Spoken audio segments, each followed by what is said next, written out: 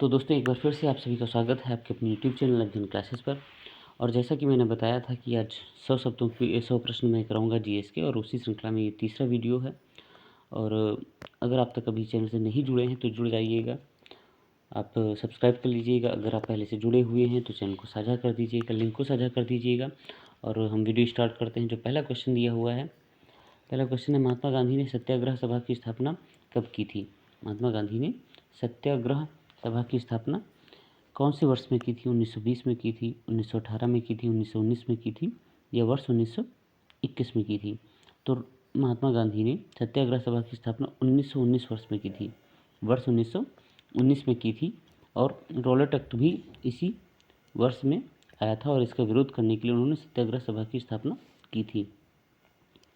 कौन सी रेखा भारत से होकर गुजरती है? कर्क रेखा, मकर रेखा, आदि रेखांश या भूमध्य रेखा? तो कर्क रेखा जो है वो भारत से होकर के गुजरती है। कर्क रेखा भारत से होकर गुजरती है। और कर्क रेखा से एक और क्वेश्चन बनता है कि कर्क रेखा भारत के कितने राज्यों से होकर गुजरती है?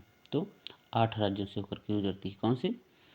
गुजरात है, राजस्थान हो गया, गुजरात हो गया, मध्य प्रदेश हो गया, छत्तीसगढ़ हो गया, झारखंड है, पश्चिम बंगाल है, त्रिपुरा और मिजोरम।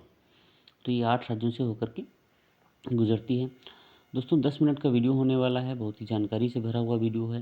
तो आप अगर अभी तक हमारे चैनल से नहीं जुड़े हैं, सब्सक्राइब नहीं किया है तो सब्सक्राइब कर लीजिएगा, वीडियो को अंत तक जरूर देखिएगा बिना स्किप किए हुए। बहुत ही महत्वपूर्ण प्रश्न होने वाले हैं आपके लिए।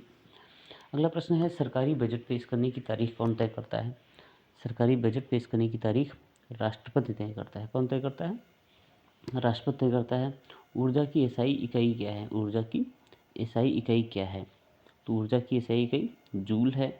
लोकसभा की प्रथम महिला स्पीकर कौन है? लोकसभा की प्रथम महिला स्पीकर श्रीमती मीरा कुमार हैं। कौन है? श्रीमती मीरा कुमार है। ये 2009 से 2014 तक ये रही थी कांग्रेस के शासनकाल में। अगला, डोगरी भाषा बोली जाती है। तो डोगरी भाषा जम्मू और कश्मीर में बोली जाती है। निम्नलिखित में से कौन सा पूर्णतः जड़ परजीवी का एक उदाहरण है? जड़ परजीवी का उदाहरण है। ठीक, तो ओरोबेंच जो है वो पूर्णतः जड़ परजीवी का उदाहरण है। इसे आज्ञा भी कहते हैं। क्या कहते हैं? आज्ञा भी कहा जाता है। अगला प्रश्न है, महावीर स्वामी का प्रथम शिष्य कौन था? तो महावीर स्वामी का प्रथम शिष्य कौन था? उनके प्रथम शिष्य उनके जामाता जामाली थे। कौन थे? जामाली थे, जामाता जामाली थे। और जो उनकी जो पुत्री थी प्रियदर्शना नाम था उनका, उनके पति थे जामाता जामाली थे। ठीक है, ठीक। तो ये के प्रथम शिष्य थे। अंग्रेजों के विरुद्ध खान अब्दुल गफ्फार खान द्वारा प्रारंभ किए गए आंदोलन का क्या नाम था? खान अब्दुल गफ्फार खान द्वारा प्रारंभ किए गए आंदोलन का नाम क्या था? लाल कुर्ती। क्या नाम था? लाल कुर्ती नाम था आंदोलन का। ठीक, खान अब्दुल गफ्फार खान के आंदोलन का नाम लाल कुर्ती था। गिर नेशनल पार्क कहाँ है? गिर नेशनल पार्क कहाँ है? महाराष्ट्र, मध्य प्रदेश, उत्तराखंड या गुजरात? तो गिर नेशनल पार्क जो है वो गुजरात में स्थित है। कहाँ स्थित है? गिर फॉरेस्ट गुजरात में स्थित है। अगला प्रश्न दोस्तों, अनुच्छेद कौन से अनुच्छेद के प्रावधानों के तहत लोकसभा और राज्यसभा की संयुक्त बैठक को राष्ट्रपति द्वारा बुलाया जाता है? कौन से अनुच्छेद के तहत? तो इसका जो सही उत्तर है, तो देखिए जो अनुच्छेद 108 है, कौन सा? अनुच्छेद 108 के तहत जो प्रावधान दिए हैं उसमें लोकसभा और राज्यसभा की संयुक्त बैठक को राष्ट्रपति द्वारा बुलाया जा सकता है। तो कौन सा आपका विकल्प सही है? अनुच्छेद 108। उत्तल और अवतल दर्पण किसके उदाहरण हैं? उत्तल और अवतल दर्पण गोलीय दर्पण के उदाहरण। किसके उदाहरण हैं? गोलीय दर्पण के उदाहरण हैं। ठीक, गोलीय दर्पण वे दर्पण होते हैं जिनका परावर्तक तल क्या होता है? गोलीय होता है, ऐसे समझ लीजिएगा।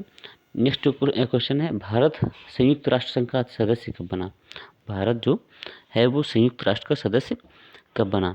तो भारत संयुक्त राष्ट्र संघ का सदस्य वर्ष 1945 में ही बना। कब बना? 1945 में बना था। और इसने सैन फ्रांसिस्को सम्मेलन जो था 25 अप्रैल से 26 जून को 1945 में इसने भाग भी लिया था। ठीक, संयुक्त राष्ट्र संघ का सदस्य ये बना 1945 में। फिर अगला जो प्रश्न है, नेपाल के पड़ोसी भारतीय राज्यों का युग्म है।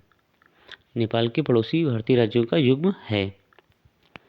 नेपाल के पड़ोसी भारतीय राज्य कौन से हैं? सिक्किम भूटान है, सिक्किम बिहार है, असम बिहार है, उत्तर प्रदेश हरियाणा है।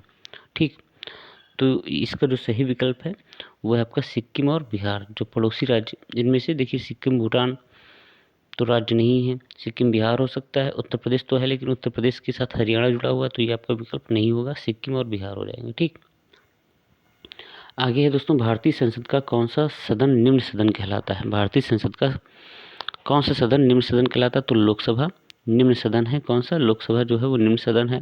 फिर मनसबदारी प्रणाली निम्न में से किसके द्वारा आरंभ की गई थी या किसने आरंभ की थी? मनसबदारी प्रणाली जो व्यवस्था थी वो अकबर ने प्रारंभ की थी। किसने प्रारंभ की थी? अकबर ने ये जागीरदारी शुरू की थी। व्यक्तिगत सत्याग्रह की शुरुआत कब हुई? व्यक्तिगत सत्याग्रह की शुरुआत 17 अक्टूबर 1940 को हुई। 17 अक्टूबर 1940 को हुई। किस दिन पृथ्वी सूर्य से निकटतम दूरी पर होती है? किस दिन पृथ्वी सूर्य से निकटतम दूरी पर होती है? 3 जनवरी को होती है। कब होती है? 3 जनवरी को होती है। और इसे क्या कहते हैं? इसे उपसौर कहते हैं। उप का मतलब होता है निकट, सौर का मतलब सूर्य। ठीक, तो इसे उपसौर भी कहते हैं इस घटना को। निम्नलिखित में से कौन सी नदी भ्रंश घाटी से होकर बहती है? तो नर्मदा जो नदी है वो भ्रंश घाटी से होकर के बहती है। नर्मदा जो है भ्रंश घाटी विंध्याचल और सतपुड़ा पर्वत के बीच जो भ्रंश घाटी है उससे होकर के ये बहती है। और इसका नर्मदा का जो उद्गम है वो अमरकंटक की पहाड़ियों से है। ठीक है, फिर दोस्तों अगला है, मानव शरीर में यूरिया का संश्लेषण कहाँ होता है? तो मानव शरीर में यूरिया का संश्लेषण यकृत में होता है। कहाँ होता है? यकृत में होता है। कहाँ होता है? यकृत में होता है। फिर दोस्तों अगला प्रश्न है, किस क्षेत्र में बुकर पुरस्कार दिया जाता है? किस क्षेत्र में बुकर पुरस्कार दिया जाता है? कथा साहित्य में, साहसिक कार्य में, विज्ञान में या औषधि में? तो जो बुकर पुरस्कार है वो कथा साहित्य में, ठीक है, फिक्शन राइटिंग में दिया जाता है। कथा साहित्य में बुकर पुरस्कार दिया जाने वाला एक पुरस्कार है और इसकी स्थापना 1969 में हुई थी। 1969 से ये पुरस्कार दिए जाते हैं। ठीक है, 1969 से ये पुरस्कार दिए जाते हैं। नेक्स्ट है दोस्तों, ओमान की राजधानी कहाँ है? तो ओमान की राजधानी क्या है? रियाद है, रामल्ला है, मस्कट है या अबू धाबी है। ठीक है, तो ओमान की राजधानी है मस्कट। क्या है? मस्कट। क्या है? मस्कट पे टिक कर लीजिएगा। ओमान की राजधानी, एक खाड़ी देश है और ये मस्कट जो है इसकी राजधानी है। ठीक, निम्नलिखित काकोरी षड्यंत्र केस किस वर्ष हुआ? काकोरी जो केस हुआ था वो किस वर्ष में हुआ था? तो काकोरी ट्रेन एक्शन डे जिसे कहते हैं, तो ये 9 अगस्त 1925 को हुआ था। कब हुआ था? 9 अगस्त 1925। 9 अगस्त को हुआ था। ठीक, निम्नलिखित में से कौन सा राज्य बांग्लादेश के साथ सीमा साझा नहीं करता है? मेघालय, मणिपुर, त्रिपुरा, असम।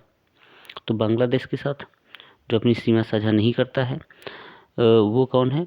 वो मणिपुर है। मणिपुर जो राज्य है वो बांग्लादेश के साथ अपनी साझा सीमा नहीं रखता है। ठीक, और इसके अलावा एक और चीज़ है बांग्लादेश की सीमा से कि पश्चिम बंगाल जो प्रदेश है वो बांग्लादेश से लगी हुई सबसे लंबी सीमा वाला राज्य है। ठीक है, बांग्लादेश सबसे लंबी सीमा वाला राज्य है। अगला दोस्तों प्रश्न है, पराक्रम दिवस किसकी स्मृति में मनाया जाता है? पराक्रम दिवस किसकी स्मृति में मनाया जाता है? तो पराक्रम दिवस 2021 से मनाया जाने लगा है और ये सुभाष चंद्र बोस, जो विकल्प आपका सी है, सुभाष चंद्र बोस, इनकी स्मृति में मनाया जाता है। तो दोस्तों 10 मिनट के कम टाइम में ही आपके लिए 25 क्वेश्चंस थे और बहुत ही बेहतरीन क्वेश्चंस हुए होंगे आपके लिए। तो आगे एक और वीडियो आना है जीएस का, तो स्टे ट्यून रहिएगा, जुड़े रहिएगा। नमस्कार, धन्यवाद।